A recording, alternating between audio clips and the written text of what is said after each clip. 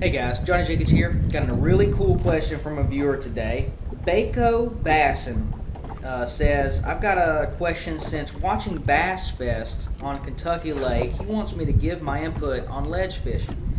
He wants to know boat positioning, baits they use, and he really wants to know why these guys aren't using near as much finesse fishing tactics, such as drop shots and shaky heads, where you can literally watch the fish bite your lure on your electronics, like your Lowrances, your Garmin's, and your Raymarine electronics.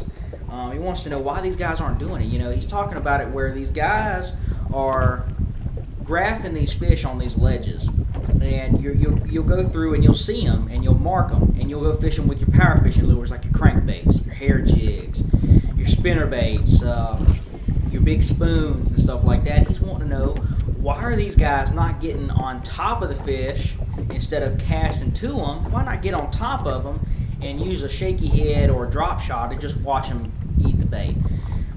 Here's the thing about it. There's a lot more of that going on than you know about. Okay, one of the things that, granted, looking at live television footage on Bassmaster.com has changed the game, where you can see how these guys try different things throughout a day and how they commit to different things and stuff like that. But there's a lot more of the finesse fishing going on offshore on these ledge lakes than you really know about. There's a lot of guys that fish Bass Fest on Chickamauga and Kentucky Lake that fish drop shots and stuff like that that did well in the tournament, but you just don't see as much or any footage of it. So that's one of the things. There's a lot more of that going on than you think.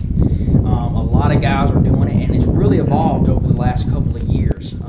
Years prior, you see a lot of people offshore. The guys that know what they're doing, they're out there with their power fishing baits, and you're doing that.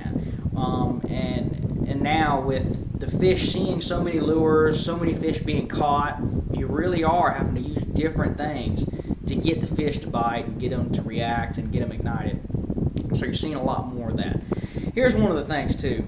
It seems like on a tournament trail, especially in BASS, a lot of the guys that do well are the real extreme power fishermen.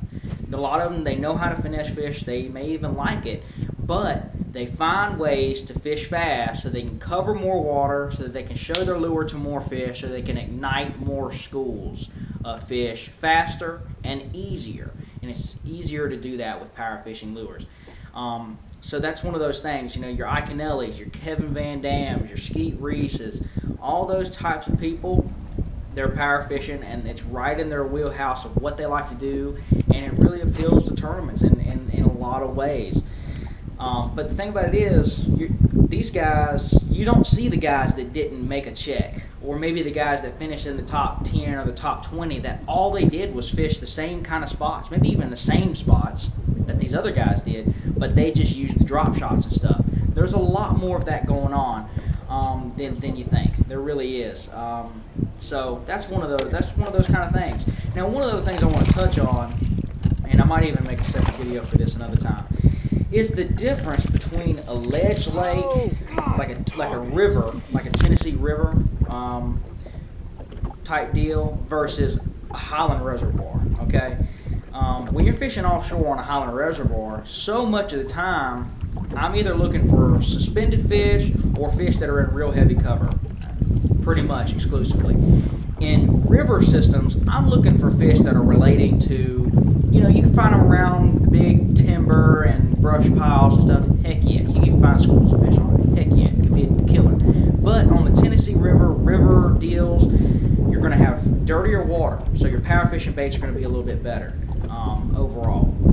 But beyond that, I'm looking for fish that are relating to current eddies and clean spots on the bottom and shales. They want a nice clean bottom where the current's rushing in on that point and it's keeping the bottom free of silt, and they're just sitting there and the current is just bringing them food whenever the current's moving. So it's more of that kind of deal versus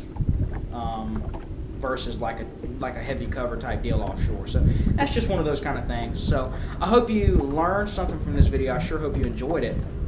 once again, this is a question from a viewer. So if you have any questions bass fishing related whatsoever, go ahead and drop them down in the comments, and I'll get to them as soon as I can. This has been Johnny. I'll talk to you guys later. Peace.